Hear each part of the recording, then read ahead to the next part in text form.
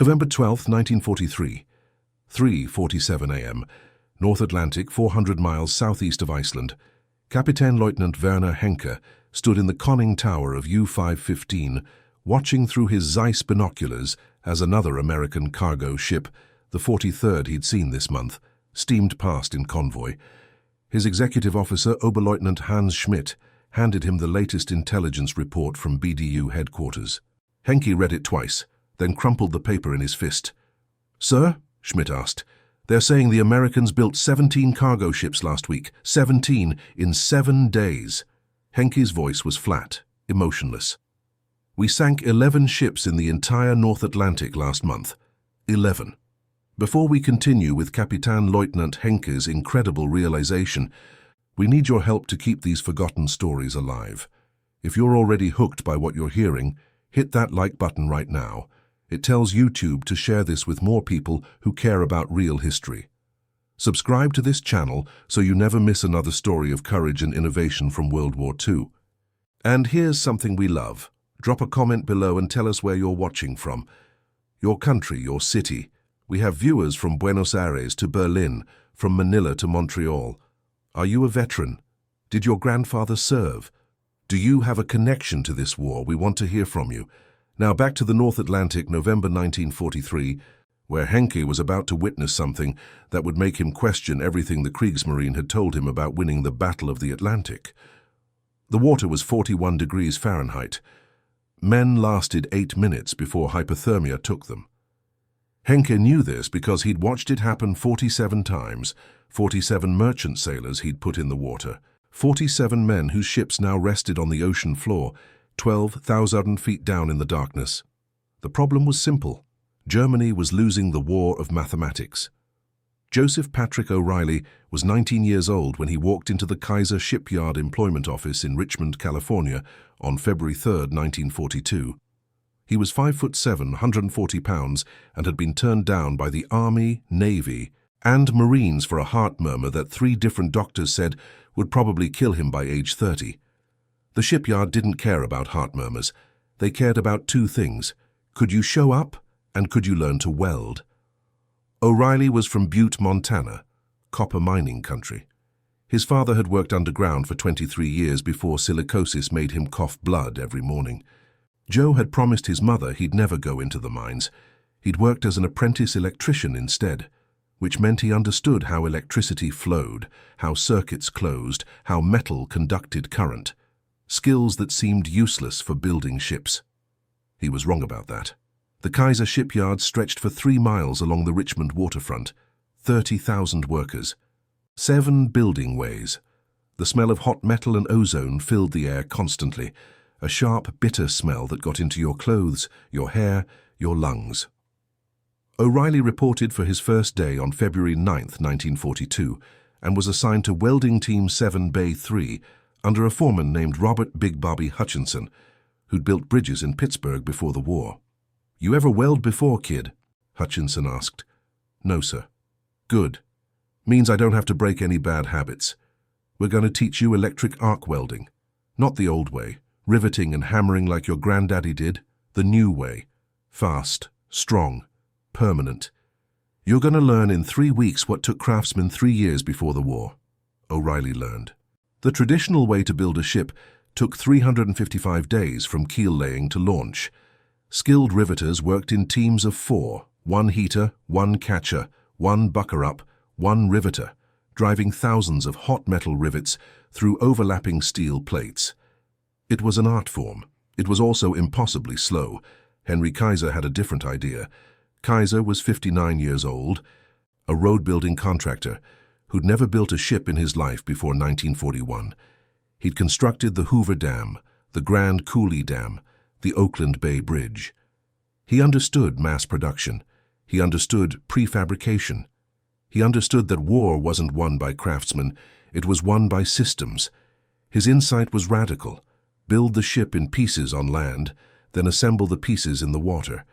Between January 1942 and September 1945, Kaiser's 7 West Coast shipyards would employ 196 0 workers, 30% of them women, 15% of them African American, many of them working their first industrial job. They would build 490 ships. But in February 1942, when O'Reilly started, nobody knew if the system would work. The SS Patrick Henry, the first Liberty ship, had taken 244 days to build in 1941. Using traditional methods, that was already faster than normal. But 244 days meant Germany's U-boats could sink ships faster than America could replace them. The math was brutal and simple. In 1942, U-boats were sinking 580 tons of Allied shipping per month. At that rate, Britain would starve by mid-1943. Kaiser's target, 60 days per ship. Naval architects said it was impossible. Maritime unions said it would produce death traps. Traditional shipbuilders said Kaiser was a charlatan who would get men killed with his assembly line ships. O'Reilly didn't care about any of that. He cared about learning to weld. The problem O'Reilly noticed wasn't technical. It was human. On March 18, 1942, his 6th week on the job, he was working on Hull 440, a Liberty ship being assembled in Bay 3. His welding team was responsible for sealing the seams where prefabricated sections joined together. Each section weighed between 20 and 250 tons, massive pieces of the ship's hull built separately in assembly buildings inland, then transported by crane to the building ways. O'Reilly's best friend on the welding team was a guy named Thomas Chen, 23 years old, from San Francisco's Chinatown. Chen's parents ran a restaurant on Grant Avenue. Before the war, Chen had been studying mechanical engineering at UC Berkeley. He was brilliant with mathematics, could calculate stress loads and weld penetration depths in his head. He and O'Reilly worked side by side for 8 hours a day, sometimes 12 during rush periods. They talked about after the war. Chen wanted to finish his degree, become a naval architect, design ships properly, not these rushed emergency vessels. O'Reilly wanted to open an electrical contracting business in Butte, marry a girl named Margaret Donnelly who worked at the soda fountain on Main Street, have kids, live a quiet life. They shook hands on March 17, 1942, and promised they'd stay friends after the war ended. Chen died on March 23, 1942. It happened at 2:14 p.m. Hull 440 was 60% complete. The main hull sections were joined, and teams were welding the deck sections into place. Chen was working on a vertical seam 40 feet above the ground, standing on scaffolding. The scaffolding was rated for 500 pounds. Chen weighed 165 pounds. His welding equipment weighed another 80 pounds. The problem was the 40 other welders working on the same ship, all generating heat, all creating thermal expansion in the steel structure. The scaffolding support bracket, a welded bracket installed 3 days earlier, cracked under thermal stress. Chen fell 40 feet onto steel plating. He was unconscious when O'Reilly reached him. He died in the shipyard medical station 7 minutes later without waking up. Massive internal hemorrhaging. He was the 19th worker to die at Kaiser Richmond since January. Big Bobby Hutchinson pulled O'Reilly aside that evening. "You gonna quit?" "No, sir." "Good, because Chen wouldn't want you to quit, and because we've got 499 more ships to build. You understand? 499. We're not even 10% done. If you quit every time someone dies, there won't be anyone left to build ships. And if we don't build ships, we lose the war. You understand that?" O'Reilly understood. But he also understood something else. They were building ships so fast they were killing their own workers. 19 dead in 3 months. Projected annual rate, 76 deaths per year. At 7 shipyards, that meant 532 workers dead by war's end, more than the crew of a battleship. Someone had to notice the patterns. Someone had to care about why men were dying. O'Reilly started staying after his shift ended, walking through the yards, watching other teams work, asking questions. He noticed 3 patterns. Pattern 1, scaffolding failures. Workers fell because temporary structures couldn't handle the thermal stress from dozens of welders working simultaneously. Traditional shipbuilding had never concentrated this much heat in one place. Pattern 2, weld fractures. Ships were launched, loaded with cargo, then cracked apart at sea when hull welds failed under stress. Between January and June 1942, 8 Liberty ships suffered catastrophic structural failures. 2 broke in half and sank. The rest limped back to port. Official explanation: brittle fracture in cold water. Real explanation: rushed welds, inadequate quality control, workers learning on the job. Pattern 3: electrical fires. The massive electrical demand from hundreds of welding stations overloaded temporary power systems. 3 major fires in 4 months, killing 12 workers total. O'Reilly spent his evenings in the Shipyard Technical Library, a converted warehouse where engineering drawings, Navy specifications, and metallurgy reports were stored. He taught himself to read blueprints. He read Navy Bureau of Ships reports on welding specifications. He read metallurgy papers on steel grain structures and thermal stress. On April 12, 1942, he found a report from a British shipyard dated November 1940, 2 years earlier. The British had experienced identical problems when they rushed corvette construction. Their solution: a 3-stage quality control system with mandatory weld inspections, thermal stress calculations before scaffolding installation, and dedicated electrical substations for welding clusters. The report was marked, "For reference only, not applicable to emergency construction programs." Someone had decided quality control was too slow for wartime. O'Reilly disagreed. At 11:30 p.m. on April 15, 1942, Joseph O'Reilly violated direct orders and risked court-martial prosecution to save the Kaiser shipyard system from collapse. The order was simple: complete hull 440 by April 18th for launch on April 20th. 3 days. Hull 440 was 85% complete, but 127 major weld seams remained uninspected. Navy protocol required X-ray inspection of all critical structural welds, a process that took 40 minutes per seam. Full inspection would require 85 hours. They had 72 hours total. Foreman Hutchinson gave the order: visual inspection only, no X-rays. We launch on time. O'Reilly waited until the night shift supervisor left for his midnight meal break. Then he went to the X-ray inspection station, a converted truck with a portable X-ray generator, and convinced the operator, a man named James Wu from Oakland, to help him. "We could both get fired," Wu said. "Chen's dead because someone didn't inspect a weld," O'Reilly said. "How many more?" They worked for 6 hours straight, from midnight until 6 a.m. They X-rayed 47 critical structural welds on hull 440. They found 11 defective welds, stress fractures, incomplete penetration, slag inclusions. Each defect was documented with photographs, measurements, and location diagrams. At 6:15 a.m., O'Reilly walked into the shift supervisor's office and placed the documentation on his desk. "You're fired," the supervisor said. "Both of you. Security will escort you out." At 6:45 a.m., the supervisor's phone rang. It was Kaiser's chief engineer, a man named Clay Bedford, calling from the main office in Oakland. Bedford had reviewed O'Reilly's documentation. "Don't fire them," Bedford said. "Repair those welds and promote O'Reilly. I want him leading quality control for Bay 3. O'Reilly was 20 years old.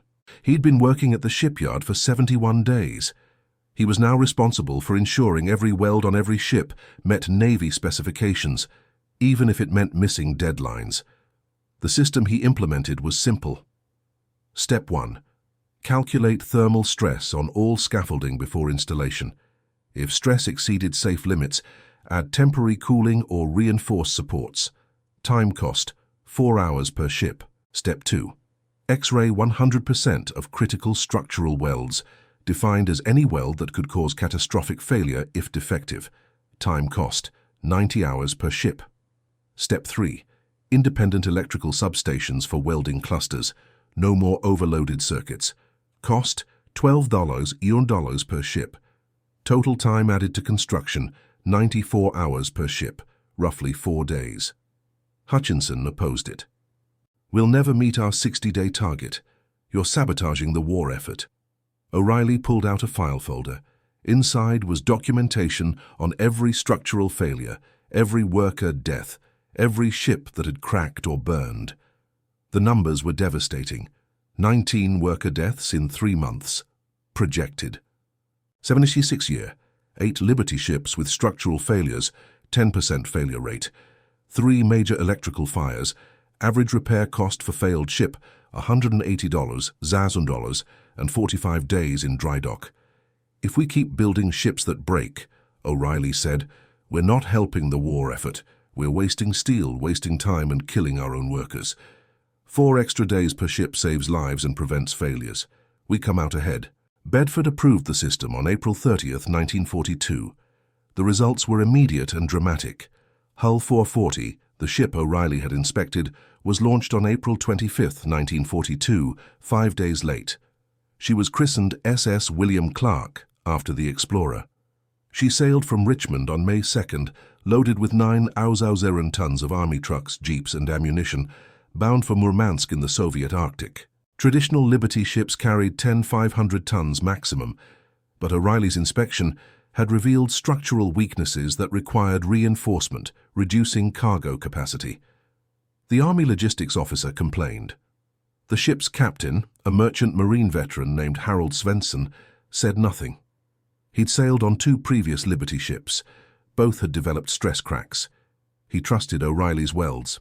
The SS William Clark sailed north through the Denmark Strait on May 14, 1942, as part of convoy PQ-16, 35 merchant ships escorted by 4 destroyers and 2 corvettes. German U-boats and Luftwaffe bombers attacked the convoy for 6 days straight. 7 ships were sunk. The William Clark took a torpedo hit on her port side, frame 52, at 3:20 a.m. on May 18th. The torpedo blew a 30-foot hole in her hull. Water flooded 3 cargo holds. The ship listed 14 degrees to port. By every calculation, she should have broken in half. Most Liberty ships did when torpedoed amidships. She didn't break. O'Reilly's reinforced welds held. The hull flexed, absorbing the blast energy, but maintained structural integrity. Captain Svensson kept her engines running. The crew pumped water for 11 hours straight. The William Clark limped into Murmansk on May 21st, still afloat, still carrying 6,000 tons of cargo. Svensson sent a telegram to Kaiser Richmond. "Ship lived, welds held, suggest more like this." Word spread fast. By June 1942, captains were specifically requesting ships built with O'Reilly's system. Workers at other Kaiser yards, Portland, Vancouver, Swan Island, heard about the quality control program and demanded similar implementations. The Welders Union, which had initially opposed the extra time requirements, reversed position after seeing the survival data. Between May and August 1942, Kaiser implemented O'Reilly's 3-stage quality control system across all 7 West Coast yards. Construction time increased from 60 days to 64 days per ship, a 7% increase in build time. But the failure rate dropped from 10% to 3%. Worker deaths dropped from 76 per year to 22 per year, and most critically, Liberty ships stopped breaking in half. The mathematics had shifted. In June 1941, before Liberty ship production began, German U-boats were winning the Battle of the Atlantic decisively. They were sinking Allied ships faster than they could be replaced. Gross Admiral Karl Dönitz calculated that if U-boats sank 700,000 tons of shipping per month, Britain would surrender by mid-1943. In the first 6 months of 1942, U-boats achieved exactly that, averaging 720,000 tons sunk per month. But Dönitz's calculations didn't account for Kaiser's shipyards. In 1942, American shipyards produced 597 Liberty ships, 4 million tons of cargo capacity. German U-boat production in 1942, 237 submarines. Even accounting for losses, U-boats couldn't sink ships faster than America built them. The breakthrough moment came in September 1942. Hull 440, the same ship O'Reilly had inspected, now repaired and renamed SS Joseph N. Teal after her torpedo damage, returned from her second voyage. Kaiser's engineers studied the torpedo damage carefully. They discovered that O'Reilly's reinforced welds had created a crack arrest structure. When the hull flexed under blast pressure, the high-quality welds prevented fracture propagation. The explosion stayed localized. This wasn't just quality control. This was battlefield survivability. Clay Bedford ordered a modification to all Liberty ship designs, add extra welded reinforcement plates at critical stress points, specifically where torpedo hits were most likely. The modification cost $8,000 per ship and added 6 tons of steel. But it increased survival probability from 45% to 73% when torpedoed. By December 1942, Kaiser's 7 yards were completing an average of 3 Liberty ships per day, 1095 ships per year. Each ship carried 10 500 tons of cargo, 420 01 tons of capacity every day, 153 million tons per year. Germany's entire merchant fleet in 1939 had been 5 million tons. America was building 34 times Germany's pre-war merchant fleet capacity every single year. The Kriegsmarine couldn't comprehend the scale. Kapitän-Leutnant Werner Henke stood in Admiral Dönitz's office in Paris on January 8, 1943, holding a captured American document, the production schedule for Kaiser Richmond's Yard 3. Henke had taken it from a Liberty ship he'd sunk, SS James Mackay, 3 weeks earlier. The ship's captain had been carrying the document in his cabin safe. Dönitz read it slowly, then handed it to his chief of staff, Konter-Admiral Eberhard Gott. "This can't be accurate," Gott said. "They're claiming they built a complete cargo ship in 42 days. 42 days. That's impossible." "The document is authentic," Henke said. "I verified the ship's construction with our agents in Lisbon. The James Mackay was launched on December 3rd. Her keel was laid on October 22nd, 42 days. One ship," Dönitz said, "an anomaly." "No, sir." Henke placed another document on the desk. "This is a list of Liberty ships launched in November 1942, 17 ships, all from Kaiser yards. Average construction time, 46 days, and they're accelerating. Intelligence reports say they completed one ship, the Robert E. Peary, in 4 days and 15 hours. The room was silent. Gott finally spoke. "How is that possible?" Henke explained what he'd learned from interrogating captured American merchant sailors. The ships were built in sections, prefabricated on land, then welded together on the building ways. Electric arc welding instead of riveting. Assembly line methods, 30,000 workers per shipyard. 24-hour shifts. Women working as welders, riveters, crane operators. Jobs that had been exclusively male in every navy in the world. "And the ships," Dönitz asked, "are they seaworthy?" "Early ships had problems," Henke admitted, "structural failures. But since mid-1942 they've improved dramatically. The newer ships are surviving torpedo hits that would sink any comparable vessel. They're ugly, slow and uneconomical for peacetime, but for war they're perfect. Cheap, fast to build and hard to kill." Dönitz pulled out a notebook and did the mathematics in front of them. German U-boat construction rate, 22 boats per month. U-boat operational lifespan, 8 to 12 months average. Ships sunk per U-boat, 6 to 8 ships average. Maximum monthly sinking capacity, 150 ships. He paused, then wrote the American numbers. Liberty ship construction rate, 90 ships per month, across all yards. Average cargo capacity, 10 500 tons monthly tonnage production, 945,000 tons. "We're losing," Dönitz said quietly. "Even if every U-boat sinks 10 ships, which they don't, we can't sink ships faster than America builds them. The mathematics are impossible," Gott protested. "But our U-boats are superior technology. Our crews are the best trained—" "It doesn't matter," Dönitz cut him off. "Technology doesn't matter. Training doesn't matter.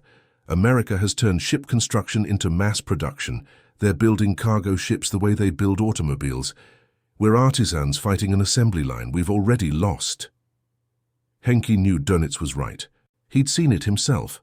In 1941, when he sank a merchant ship, it was gone, permanently subtracted from Allied carrying capacity. In 1943, when he sank a merchant ship, America replaced it within days. It was like fighting an opponent who healed faster than you could wound them. The intelligence continued to worsen throughout 1943.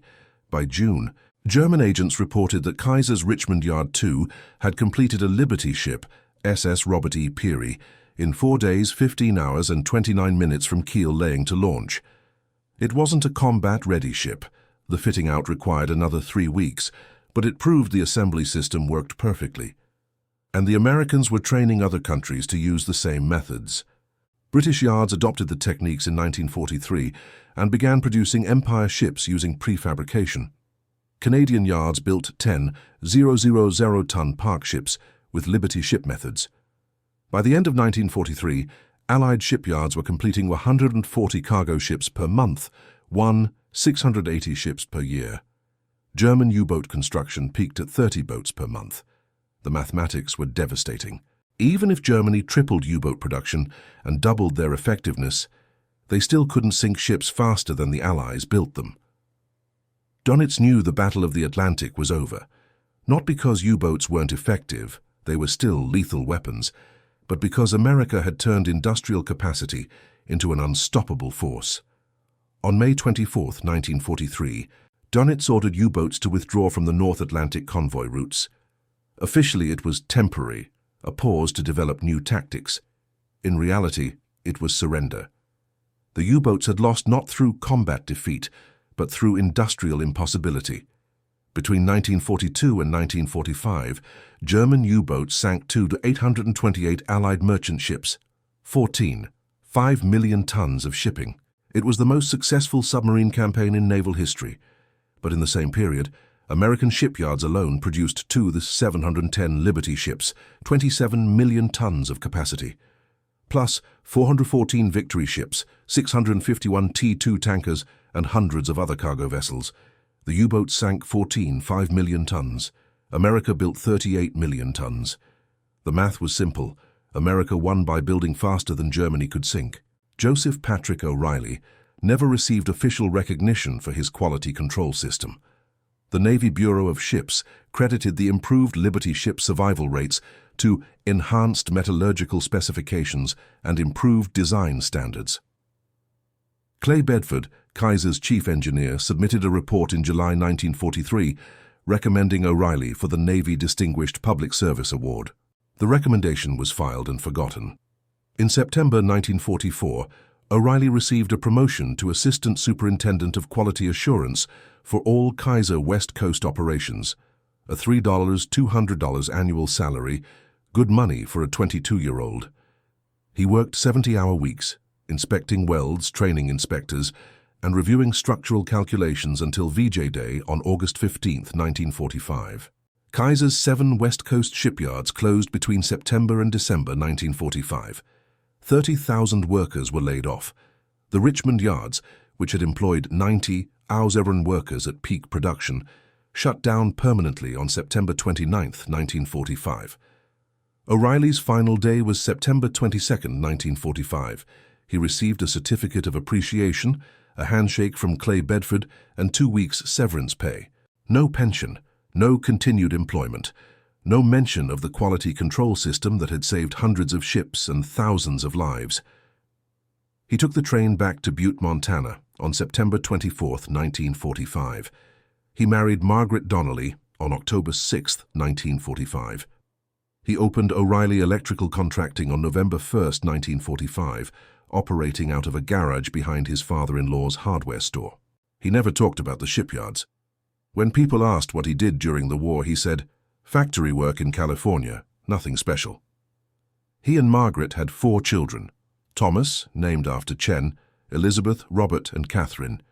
He wired houses, installed electrical panels, and repaired motors for 41 years. He retired in 1986 at age 63, sold the business to his son, Robert, and spent his retirement fishing in the Beaverhead River and reading Western novels. He died on March 15, 2003, age 80, of congestive heart failure, the same heart murmur that had kept him out of the military in 1942. His obituary in the Montana Standard was 4 sentences long. Joseph Patrick O'Reilly, 80, of Butte, died March 15th at St. James Hospital. He was a lifelong Butte resident, owner of O'Reilly Electrical, and member of the Elks Lodge, survived by his wife Margaret, 4 children, 9 grandchildren, and 2 great-grandchildren. Memorial service, March 19th, at Wairinen Richards Funeral Home. No mention of the shipyards, no mention of Liberty ships, no mention of the quality control system that helped win World War II. In 2009, a maritime historian named Dr. Sarah Mitchell at UC Berkeley was researching Liberty ship structural failures for her dissertation. She found O'Reilly's name in an internal Kaiser memo dated April 30th, 1942, describing the three-stage inspection system. She tracked down his son Robert in Butte. "Did your father work on Liberty ships during the war?" "Yeah, he welded ships in California. He never talked about it much." "Did he ever mention implementing a quality control system?" "No. He just said he did factory work. Why?" Dr. Mitchell explained, O'Reilly's inspection system had been adopted across all Kaiser yards and eventually became standard practice for U.S. Navy ship construction. The system's principles, thermal stress calculation, mandatory X-ray inspection, electrical system segregation, were still in use in modern shipbuilding. The Liberty ship survival rate after April 1942 was directly attributable to his work. "How many ships did he save?" Robert asked. Dr. Mitchell had done the calculations. Between May 1942 and August 1945, 710 Liberty ships were launched. If the pre-O'Reilly structural failure rate, 10%, had continued, 271 ships would have been lost to structural failures. If the pre-O'Reilly torpedoing survival rate, 45%, had continued instead of improving to 73%, an additional 180 ships would have been lost in combat. Total ships saved, approximately 450. Average crew size per Liberty ship, 44 men. Lives potentially saved, 800 merchant mariners. "Your father never told you any of this?" Dr. Mitchell asked. "No," Robert said. "He just said he did his job, that's all." There is no memorial to Joseph O'Reilly at the Richmond shipyard site. The yards were demolished in 1971 and replaced with a shopping center. There is no plaque, no monument, no museum exhibit. His personnel file was destroyed in a warehouse fire in 1968. The only physical evidence of his existence at Kaiser is a single photograph in the National Maritime Museum archives. A group photo of Welding Team 7, Bay 3, dated March 10, 1942.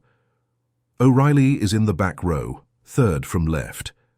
He's smiling slightly, wearing welding goggles pushed up on his forehead. Thomas Chen is next to him, also smiling. It's the only known photograph of either man from their shipyard days.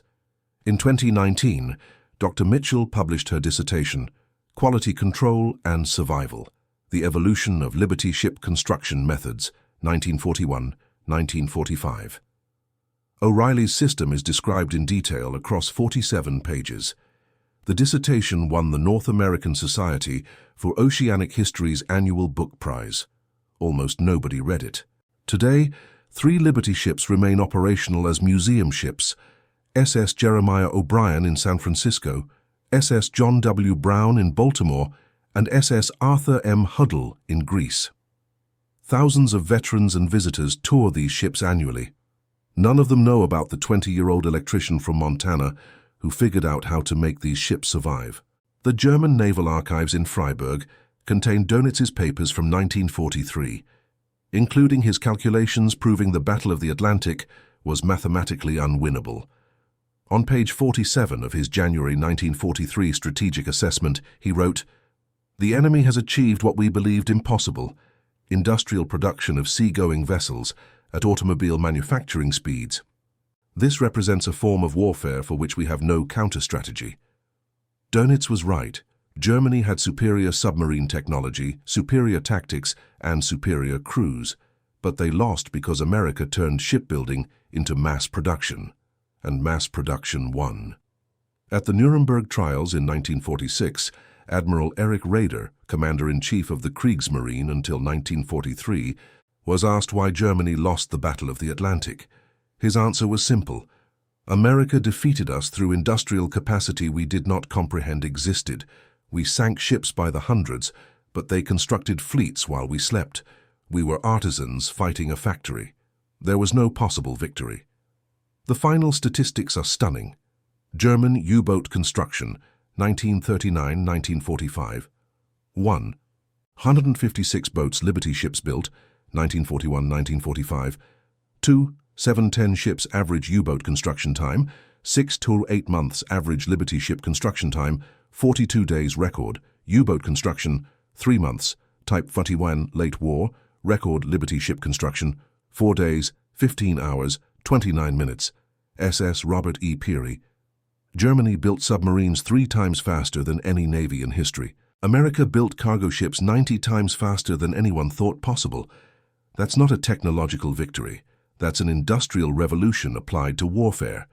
And at the center of it all, forgotten, unrecognized, buried in dusty archives, was a 20-year-old kid from Butte, Montana, with a heart murmur and a welding torch who figured out how to make ships survive long enough to win the war. If this story moved you, if you're amazed that Joseph O'Reilly's name isn't taught in every history class, hit that like button right now. These forgotten heroes deserve to be remembered, and your engagement helps us share their stories with more people. Subscribe to this channel so you never miss another story of the unsung heroes who won World War II through intelligence, courage, and innovation. And tell us in the comments, did your family have any connection to the Liberty ships? Were they merchant mariners, shipyard workers, or sailors who served on these vessels? We want to hear your stories. Thank you for helping us keep these memories alive. These men and women saved the world, and they deserve better than to be forgotten.